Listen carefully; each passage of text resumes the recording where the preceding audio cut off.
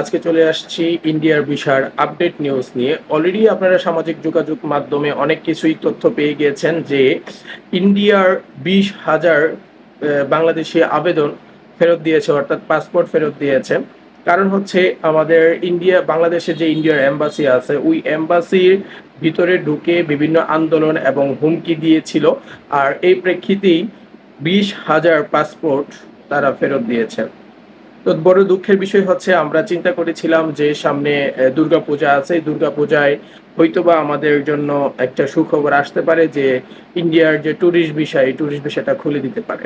আসলে সেটা হচ্ছে না, কারণ আপডেট নিউজ হচ্ছে ইন্ডিয়ার যে হাই কমিশন আছে, হাই কমিশন থেকে ডিসিশন আসছে যে আপাতত আমাদের অন্য কোনো ক্যাটাগরির ভিসা খোলা হচ্ছে না, টোটালি বন্ধ থাকবে। আর যা খোলা থাকবে সেটা হচ্ছে ইমার্জেন্সি ভিসা, অর্থাৎ মেডিকেল, তারপর হচ্ছে স্টুডেন্ট ভিসা, এবং তৃতীয় দেশে যাওয়ার জন্য যে ট্রানজ্যাকশন ভিসা লাগে, অর্থাৎ ডাবল এন্ট্রি ভিসা। এই 3 ক্যাটাগরির ভিসা খোলা থাকবে, তবে তাও খুবই অল্প পরিসরে, অ্যাভেলেবল ভাবে দিচ্ছে না, অল্প পরিসরে খোলা থাকবে। যাদের খুবই ইমার্জেন্সি, অনেক যাচাই বাছাইয়ের পর তারপরে এই ভিসার অনুমতিটা দিবে। তো আসলে আমরা যতটুকু চিন্তা করেছিলাম যে আমরা এই দুর্গাপূজায় আমাদের ভিসা দিবে বা অথবা ট্যুরিস্ট ভিসা খুলবে, সেটা হচ্ছে না। আর আগামী কতদিন পর এই ভিসার প্রক্রিয়াটা স্বাভাবিক হয় সেটাও আসলে ঠিক বলা যাচ্ছে না। তবে বাংলাদেশের হাই কমিশন এবং ইন্ডিয়ার হাই কমিশন সবাই এই সম্পর্কে বিভিন্ন আলোচনা করছে। যদি ভাগ্য ভালো থাকে, রিসেন্টলি হয়তোবা আমাদের একটা সুখবর আসতে পারে। তবে বর্তমানে যারা মেডিকেল বিষয় এবং স্টুডেন্ট বিষয় এবং হচ্ছে আপনার ডাবল এন্ট্রি ভিসাতে যারা আবেদন করতে চাচ্ছেন, তারা আবেদন করতে পারেন। এই ক্যাটাগরিটা অল্প পরিসরে খোলা আছে।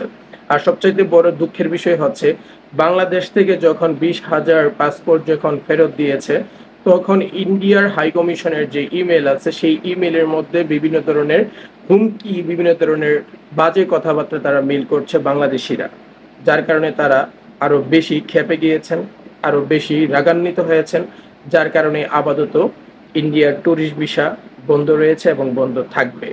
আগামী কতদিন পর এই ইন্ডিয়ান ট্যুরিস্ট ভিসা খোলা হবে সেটা নির্ধারিতভাবে বা নির্দিষ্টভাবে বলা যাচ্ছে না। অতএব যারা আপনারা ভিসা প্রসেসিং করবেন, মেডিকেল ভিসা, স্টুডেন্ট ভিসা এবং double entry visa, Dhaka, Chittagong, Khulna এবং যে এই এম্বাসিগুলোতে বর্তমানে অল্প পরিসরে কাজ করতেছে বা চলতেছে, আপনারা গিয়ে আবেদন করতে পারেন, হয়তোবা লেগেও যেতে পারে। এই হচ্ছে আপডেট। অতএব ভালো থাকবেন এবং আমার এই চ্যানেলটির পাশে থাকবেন। আসসালামু আলাইকুম।